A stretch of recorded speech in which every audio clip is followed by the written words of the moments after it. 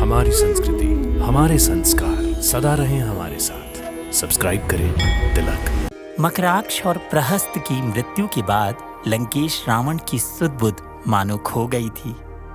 क्रोध और शोक ने उसे विक्षिप्त सा कर दिया था। प्रतिशोध की अग्नि में जलता हुआ वह सीधे रणभूमि की ओर बढ़ चला। रावण का यह रूप देखकर स्वयं मर्यादा पुरुषोत्तम भगवान श्री राम भी क्षण भर के लिए विस्मित रह गए, परंतु वे उसके अंत के लिए पूर्णतः तैयार थे। जैसे ही रावण रणभूमि में पहुंचा, उसकी गर्जना से सभी थर थर कांपने लगे। उसकी विशाल काया और प्रचंड रूप देखकर ऐसा प्रतीत हो रहा था मानो उसके भीतर बदले की ज्वाला धधक रही हो, परंतु नियति कुछ और ही लिख चुकी थी। उसके जीवन का अंतिम परिणाम तो पहले ही तय हो चुका था और वह लिखा जाना था भगवान श्री राम के बाणों से।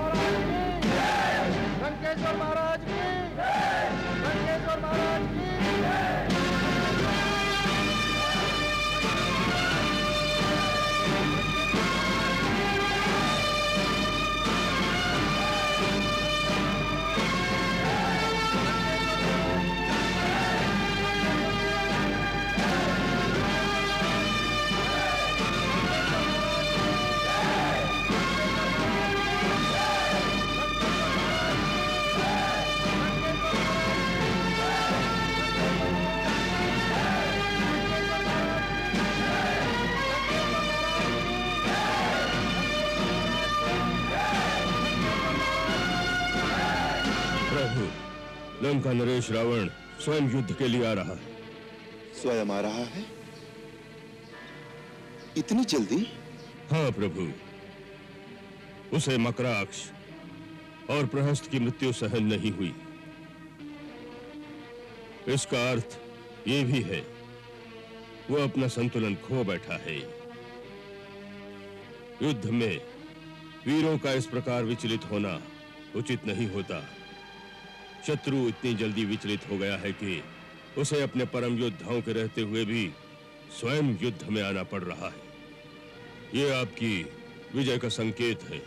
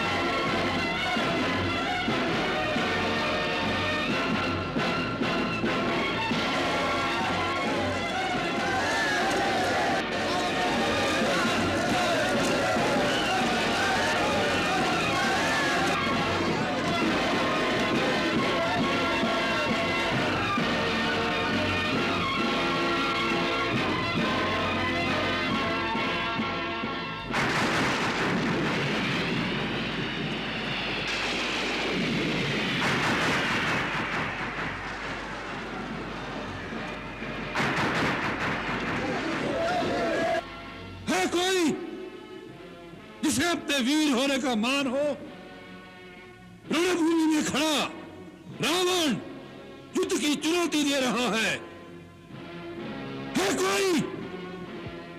रावण, यहां तो एक से एक बढ़कर वीर ही वीर हैं।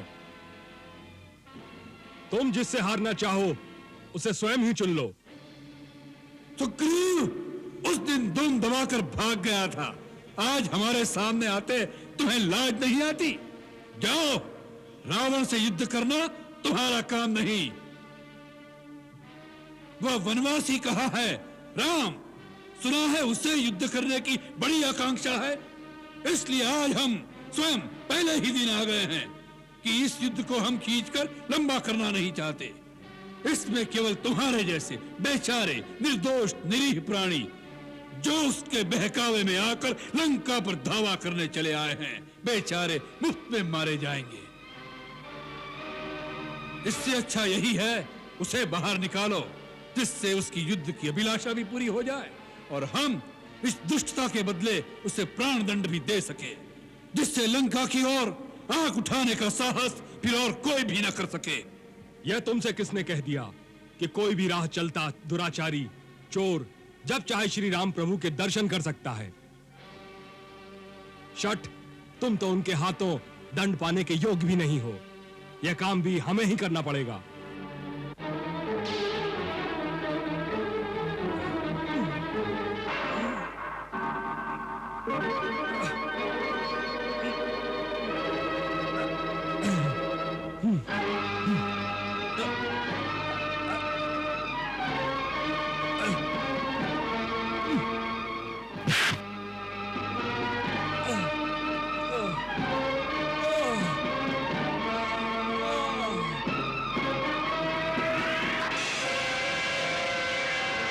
निर्लज्ज, एक उचित योद्धा पर बाण चलाते हो। तुम्हें तो युद्ध के प्राथमिक नियम भी नहीं पता। तुम्हें रणभूमि में किसने भेज दिया? जाओ, युद्ध धर्म की शिक्षा लेकर आओ। जो रणभूमि में आ गया वह हर प्रकार से वध करने योग्य हो जाता है। राक्षस वीरों का यही धर्म है। हम इन मानवीय भावनाओं की निर्बलता में नहीं फंसते। युद्ध का एक ही लक्ष्य है, जीत, वो किसी प्रकार भी हो। तुम ठीक कहते हो।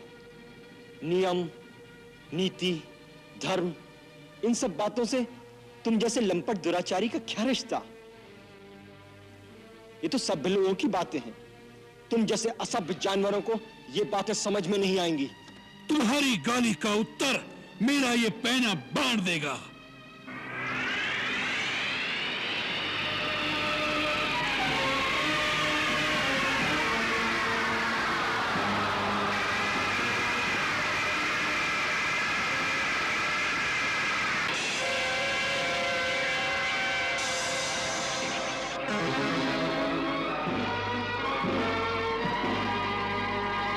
तुम जैसा पापी व दुराचारी जब निरुत्तर हो जाता है तो केवल शस्त्र का ही सहारा लेता है।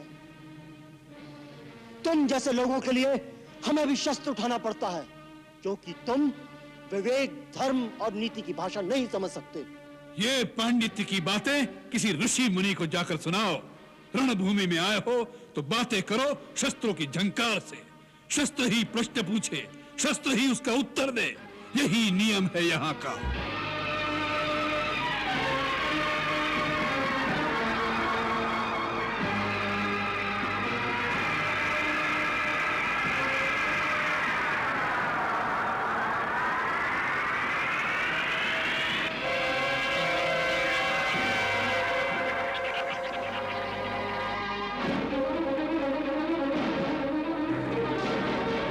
स्वयं जाइए प्रभु, आपके बिना उसका सामना कौन कर सकता है? वो अकेला ही हमारे अनेक योद्धाओं को मारकर हमारी सेना की बड़ी क्षति कर सकता है। युद्ध के पहले दिन ही यदि शत्रु का इस प्रकार प्रभाव बढ़ जाए तो अपनी सेना के मनोबल की हानि होती है।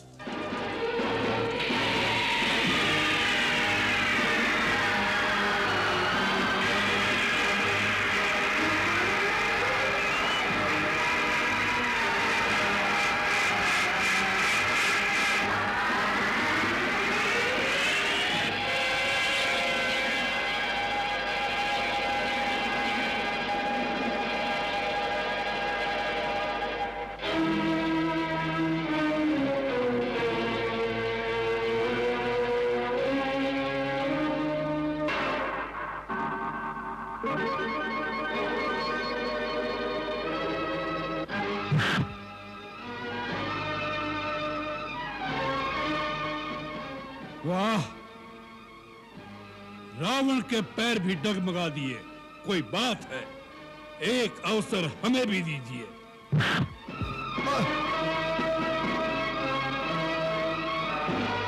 जय श्री राम।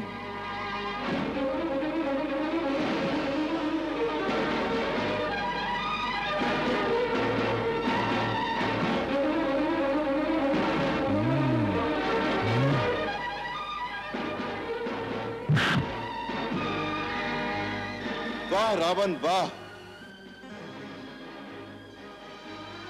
जय श्री राम।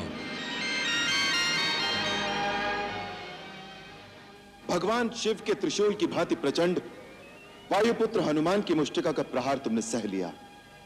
तुम परम शक्तिशाली हो।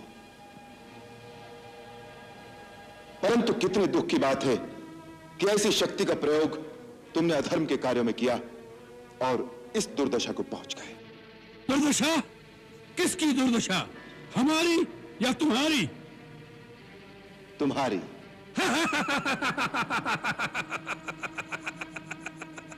एक वन वन भटकते हुए वनवासी को स्वर्ण लंका के सिंहासन पर बैठे हुए त्रिभुवन विजयी लंकेश के वैभव में दुर्दशा दिखाई दे रही है। राम, तुम अपनी वाक पटुता के जादू से इन अज्ञानी वानरों को भरमा सकते हो, रावण को नहीं। भक्त और ज्ञानी में यही अंतर होता है। भक्त अनपढ़ हो, मूर्ख हो, परंतु हृदय का सच्चा और मन का सरल होता है। परंतु ज्ञानी तुम जैसा दुष्ट भी हो सकता है। जिसके हृदय में अधर्म और कपट होता है, उसकी अवस्था तुम्हारे जैसी होती है। जिसे स्वर्ण लंका के राज सिंहासन पर बैठकर भी जीवन की अपूर्णता का कांटा चुभ रहा है। इस समय तुम्हारे हृदय में केवल अशांति, चिंता और एक तड़प रह गई है और कुछ नहीं।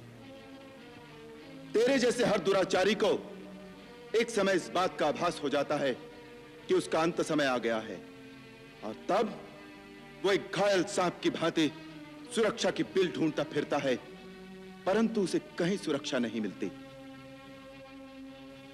वही अवस्था इस समय तुम्हारी है। तुम्हारा अंत आ चुका है।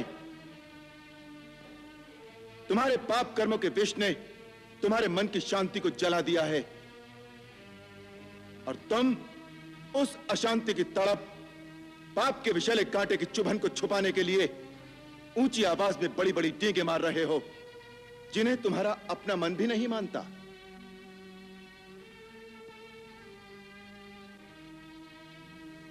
रावण, इसी अवस्था का नाम दुर्दशा है।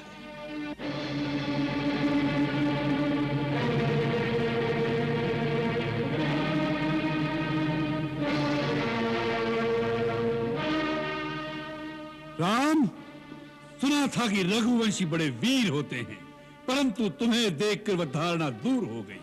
तुम तो किसी राजा के दरबार में बिरदावली सुनाने वाले भांडों और पंडितों की भांति कोई उपदेशक लगते हो।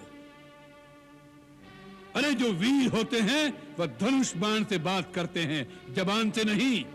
और ये कंधे पर जो धनुष रखा हुआ है ना, वह कोई शोभा की वस्तु नहीं होता, उससे तीर चलाए जाते हैं ऐसे। रण की ओर चला रावण अपना सीना ठोंक, उसके गर्जन से थर थर कांप गया भूलोक। एक एक कर ढेर हुए उसके कुल के वीर, उसका भी अंत लिखेंगे रघुनंदन के तीर। धर्म पताका लहरेगी लंका के ऊपर, याद रहेंगे जन जन को वह निर्भय वानर। छिन्न भिन्न हो जाएगा रावण का अभिमान, फिर धरती गाएगी रघुवर का गुणगान। निर्दयता के सब बादल जब छट जाएंगे, राम सिया तब वापस अपने घर आएंगे। राम सिया तब वापस अपने घर आएंगे। जय श्री राम।